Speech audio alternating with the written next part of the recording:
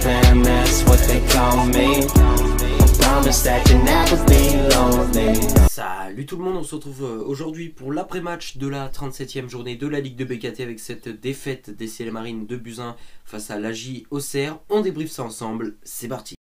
Et c'est parti donc pour le bref de la rencontre, dernier match de la saison au stade Océane du Havre, dans un stade Océane du Havre majoritairement supporté par les supporters auxerrois qui étaient en nombre hier soir, hein. Ce n'était pas une surprise, je savais que ça allait être Auxerre qui allait faire l'ambiance. Du côté des Barbarians, c'est vrai, la grève se poursuit. Et voilà, je veux dire, il y a un contexte, c'est qu'Auxerre avait un match hyper important pour la montée en Ligue 1. Donc voilà, début du match, 19h, ça commence plutôt bien, hein, je trouve, avec un match qui est vraiment très intéressant à regarder. Je ne me suis pas ennuyé durant cette rencontre. C'est Papi Nouba qui ouvre le score à la 15e minute de jeu, avec une super passe dans l'axe de Quentin Cornet pour Jamal Thiaré. Et derrière Jamal Thiaré qui donne le ballon d'une façon parfaite à Papi Nouba qui a juste à terminer. C'est fait, 1-0 pour le HAC. Derrière le HAC a l'occasion de réaliser le break, encore une fois avec Papi Nouba, mais sauf qu'il frappe au-dessus.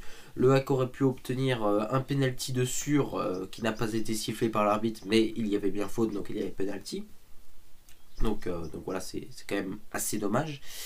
Et puis voilà, donc c'est 1-0 pour le HAC à la mi-temps. De retour des vestiaires, on a l'égalisation auxerroise à la 54e minute de jeu de Gauthier Hein. On a un rouge pour Jubal à la 61e minute de jeu. Donc à ce moment-là, Auxerre doit finir le match à 10 contre 11. Donc on se dit, ouais, le HAC a peut-être un avantage. Peut-être que le HAC peut quand même aller chercher cette victoire.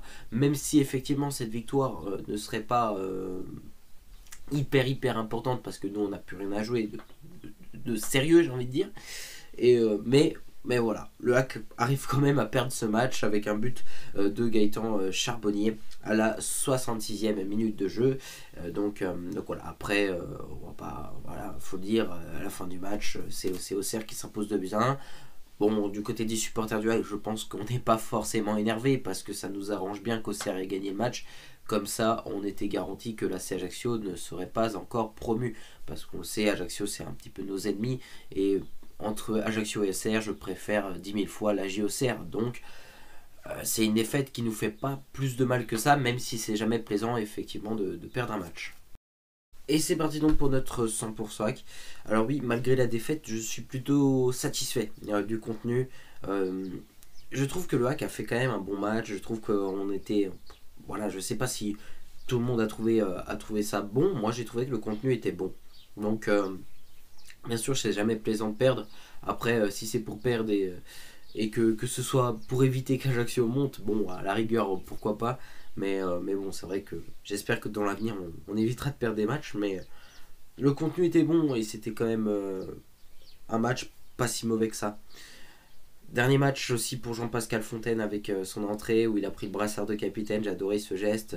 Voilà, je lui souhaite le meilleur, lui qui retournera sur l'île natale de la Réunion. En tout cas, je lui souhaite le meilleur et tout parce que c'est quand même un joueur qui aura passé ses 22 dernières années, si je raconte pas de conneries, au HAC. Donc voilà, c'est vrai que j'ai toujours connu Jean-Pascal Fontaine au HAC depuis que je suis le HAC.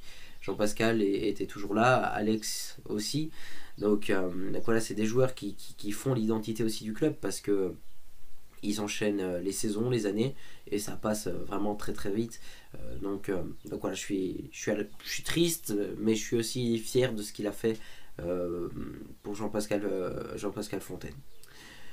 Donc voilà, j'ai essayé de réfléchir, qu'est-ce que j'ai à dire. Ouais, important aussi de le préciser, le HAC ne pourra pas terminer 6ème sur cette fin de saison, l'écart est trop important. On peut terminer encore 7ème, c'est le max qu'on pourrait faire. Si je ne raconte pas de bêtises, aujourd'hui on est 8ème, mais voilà, parce qu'on a Caen qui est devant nous et on a Guingamp. Il s'avère que Guingamp c'est notre prochain adversaire, mais de tous les cas on ne pourra pas finir devant Guingamp parce qu'il me semble qu'on est à 5 points d'écart avec le club breton. Donc voilà, j'espère qu'on va aller chercher la victoire à Guingamp pour terminer quand même sur une bonne note pour cette saison. J'ai hâte que ça se termine et puis on verra en tout cas la semaine prochaine du côté du Stade Roudroux ce que le HAC pourra faire pour ce dernier match de la saison. Et voilà, c'est tout pour cette vidéo. Merci à tous de l'avoir suivi. On se retrouve la semaine prochaine pour l'avant-match de cette rencontre entre Guingamp et Le Havre. Dernière journée de la Ligue de BKT. Alors, à la semaine prochaine.